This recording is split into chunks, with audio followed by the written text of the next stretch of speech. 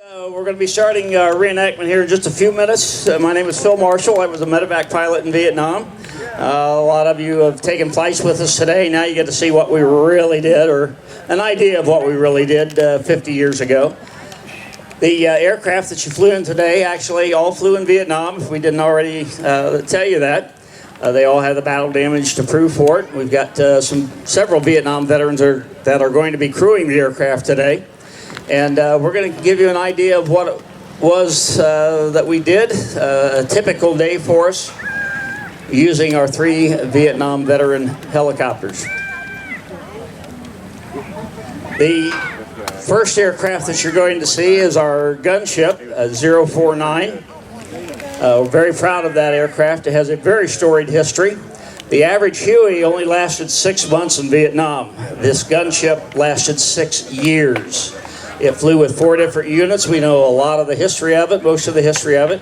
In fact, we know that in one 6-month period, it was shot down 4 times. Recovered, repaired, put back in the air. It sat for about 25 years before we obtained it. It was used as a training helicopter. It just sat on the ground, and trainees learned how to jump in and out of the aircraft and so on. And our maintenance supervisor told us it was economically infeasible to restore that aircraft. Well, when you've got a 6-year history of a Huey helicopter, a gunship, you restore it. And so that's what we've done. So when you see our gunship, it has the miniguns on it, the rockets, 2 door gunners. That was just one of the configurations it had while it was in Vietnam.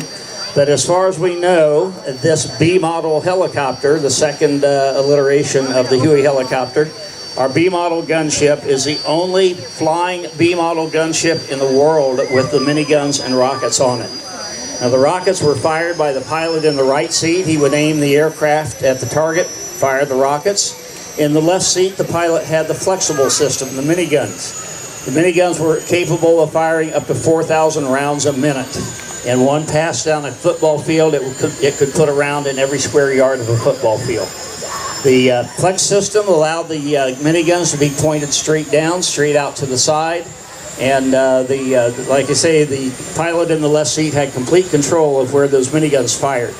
So when the gunship would fly over the target, the minigun would give them cover.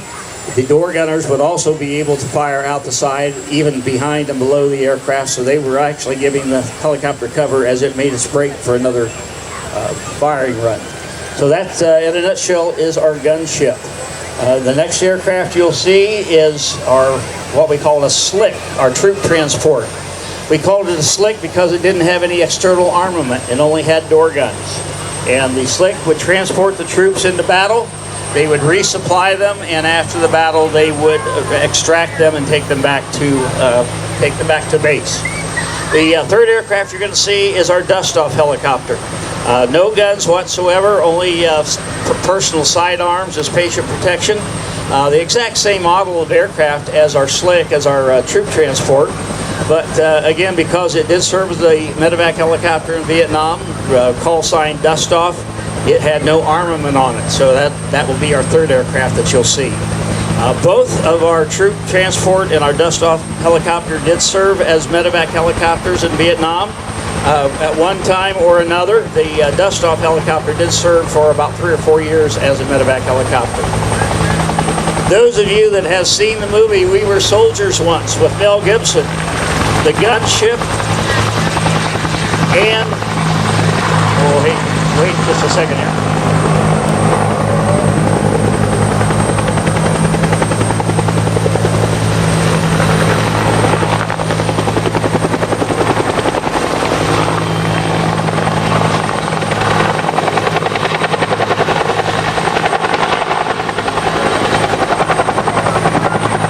The gunship and our troop transport actually flew in the battle that's portrayed in the movie We Were Soldiers Once and Young.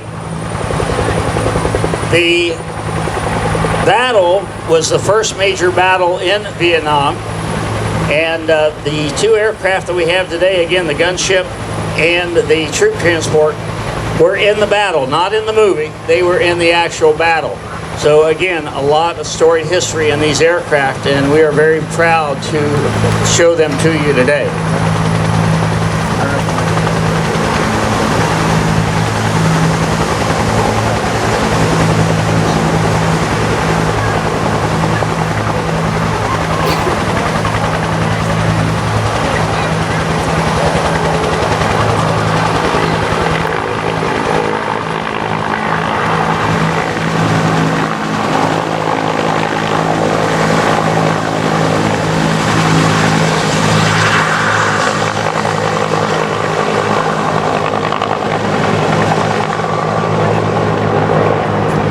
reenactment today, we've been told that we have a downed pilot, and our gunship is going to be out looking for this downed pilot. Often the enemy would either use a captured American uniform to try to lure the helicopters into an ambush. So when the gunship or a scout helicopter, whatever, would see an American on the ground, we tried to be very, very sure that it was an American and not a trap, not an ambush. So if our gunship can find our downed pilot, then they're going to very, very closely examine this individual from the air to make sure that it's not a trap. So as soon as we get our aircraft in position, you'll see the gunship come in. They'll be looking for the downed pilot. And we have on board what we call the Blues, the infantry, and they would be part of the reactionary force to come in. We have a late enactor here today. Not part of the program yet. Boom.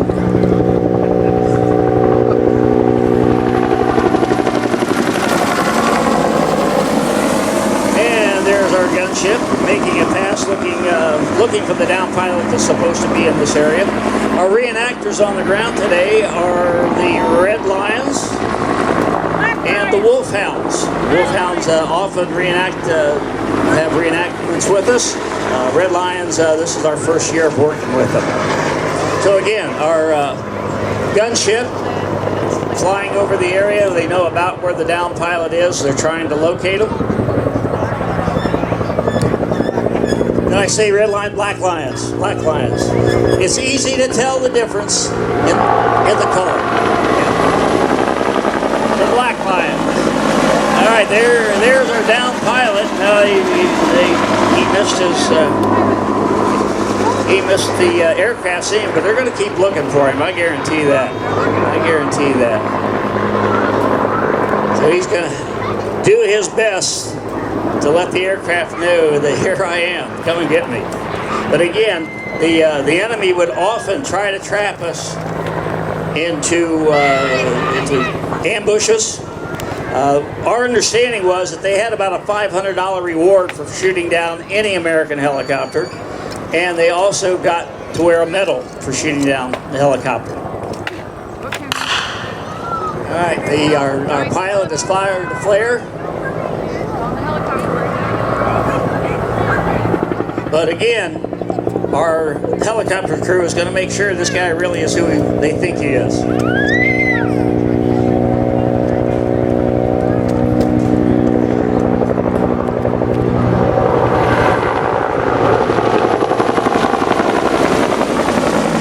Alright, obviously they spotted the flare. They've now spotted the pilot, or who they think the pilot is. So everything looks clear.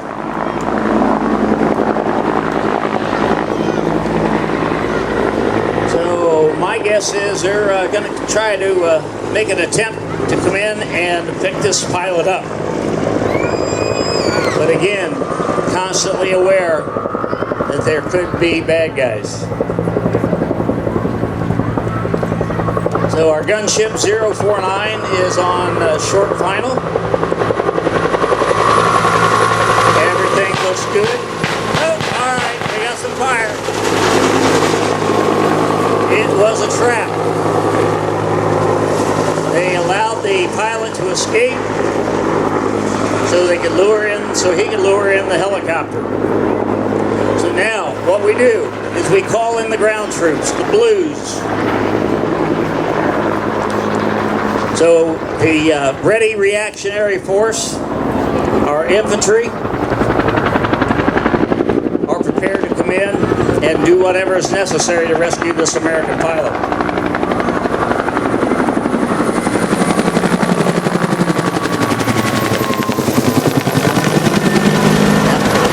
Knowing where the enemy is, the gunship can now be fired into the tree line as they drop the smoke. That alerts our infantry exactly where they need to be to protect this pilot and engage the enemy.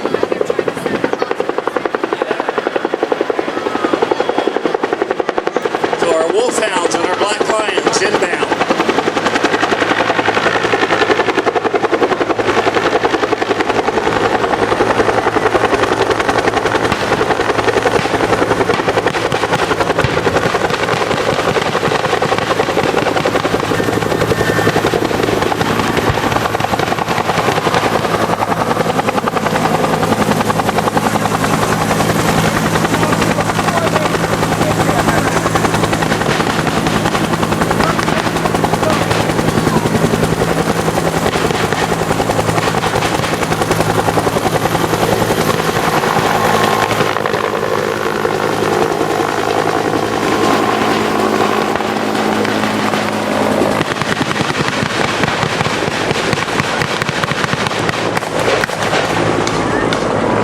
What you're witnessing, as soon as the troops jumped out of the aircraft, they took defensive positions in an attempt to protect the helicopter on the ground.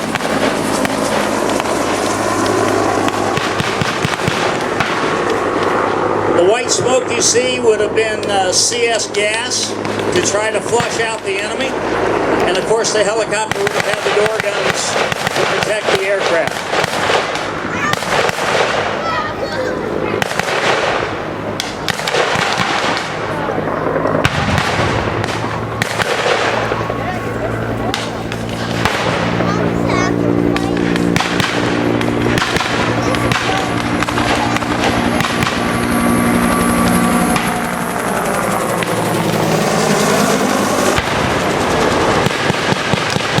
Gunship launching rockets into the tree line, continuing to try to give the ground troops as much cover as possible.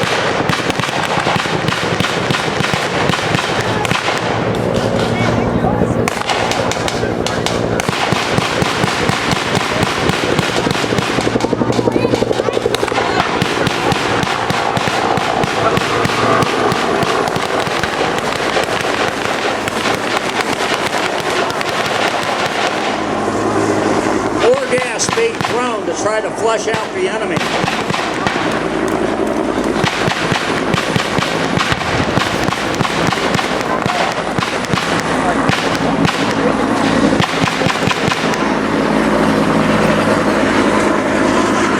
Not seeing much return fire. Looks like our guys are slowly but surely taking out the enemy.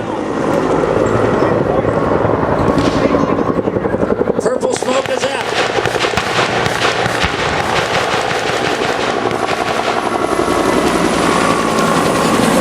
For the smoke is so that the pilots of the helicopters know the wind direction.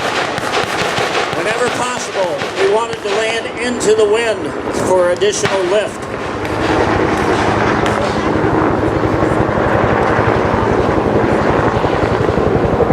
So the purple smoke has been a call for the medevac helicopter. They have secured the area, they've protected our down pilot, and now they call in the medevac helicopter dust off to pick up the wounded, if there are any wounded American troops, and our pilot.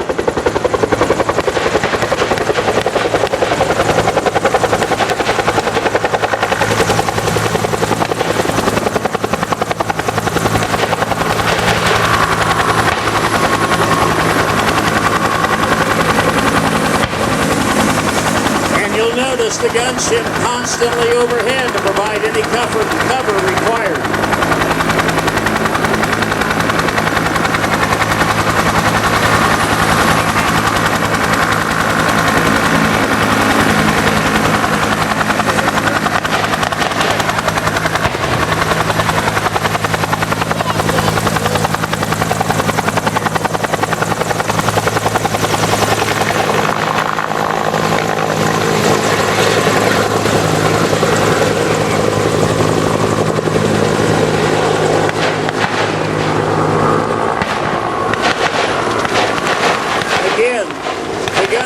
Covering the unarmed helicopter.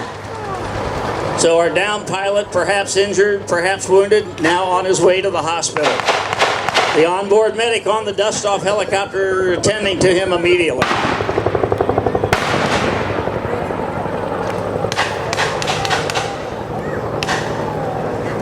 Looks like our enemy has just about been negated. That's a big word I learned yesterday, negated.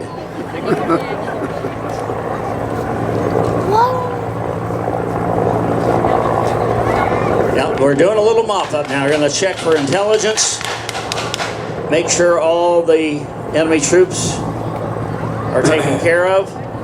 And purple smoke out again, radio call made. We're ready for pickup. We've gathered the intel. We've assured that all the enemy troops are ineffective, shall we say. The white smoke that you see is the CS gas to neutralize the enemy when possible. And again, the smoke is to tell our pilots wind direction to make as safe a landing as possible.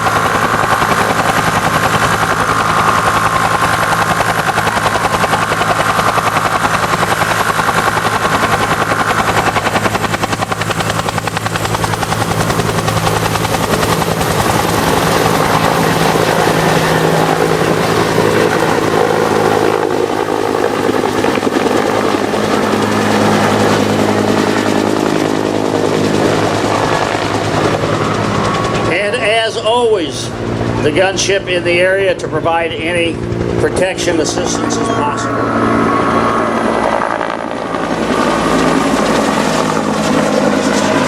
Now, you Vietnam veterans know that we were on the ground a little bit longer than in actual combat, but the FAA does require that everyone have a seatbelt fastened.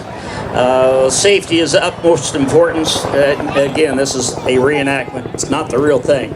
But is very, very typical of what would have happened, if not every day, often enough, anywhere in the country. Okay, so our aircraft are now forming up for a photo op. They're going to make a pass over the trees. So get your cameras ready, and this will be official American Huey 369 photo op for you. I guarantee it is our pleasure and privilege to give you this reenactment, give you an idea of how these aircraft were used 50 years ago in a country far, far away. And what we've tried to portray for you is very, very accurate as far as the scenario.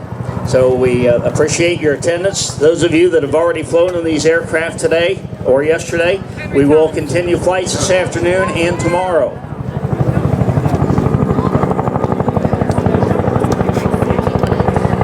Looks like they're still getting formed up, so it might be a minute or two. No, here they come.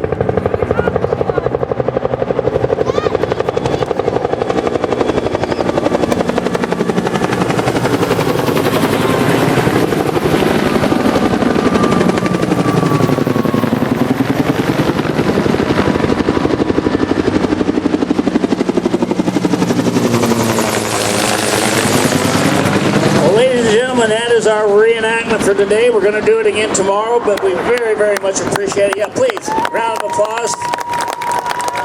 Glad you're waving to everybody. And we do appreciate your attendance. Again, we're going to do it all over again tomorrow. And thank you very much. Oh, we're not going to do it tomorrow. No. Okay. At 5:30, we will have a Civil War demonstration. Right back here with the white tents between the playground and the river. At 5:30, we'll have a Civil War demonstration. So we are not going to do the reenactment tomorrow, but we will be giving membership flights tomorrow. That I know for a fact. So again, thank you very much for your attendance. Please check out the aircraft. They'll be available for you to look it over and everything. So again, thank you very much for your attendance. Oh, you're going to love that one.